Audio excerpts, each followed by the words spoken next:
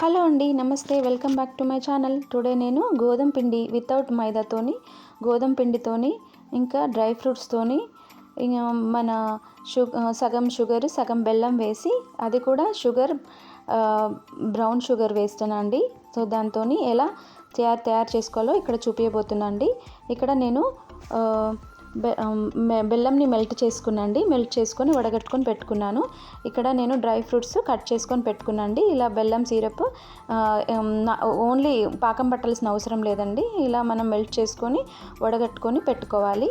So ఇలా వడగట్టుకొని పెట్టుకున్న తర్వాత మనం ఒక కప్పులో ఒక బౌల్లో మనం పెరుగు తీసుకొని ఇలా గిలకొట్టుకొని పెట్టుకోవాలి. దీంట్లో నేను వెనీలా సిరప్ యాడ్ చేశానండి, ఒక 1 స్పూను.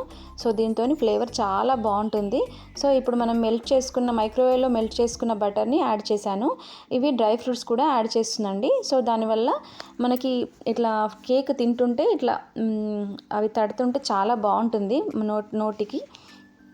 పిల్లలు కూడా ఇవ్వచ్చండి. మన స్కూల్ నుంచి రాగానే పిల్లలు కూడా తింటారు ఇష్టంగా.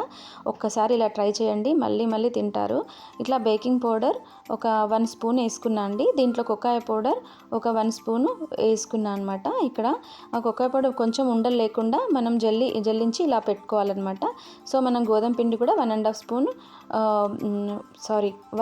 2 కప్స్ గోధుమ పిండి వేసుకున్నా అండి.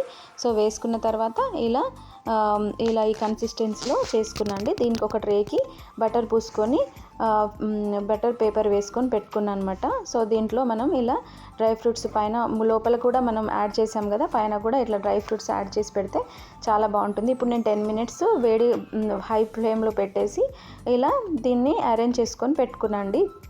ఇది ఒక 30 to 35 మినిట్స్లో రెడీ అయిపోతుందండి. Thank you for watching. If you like my channel, please like, share, subscribe. Thank you.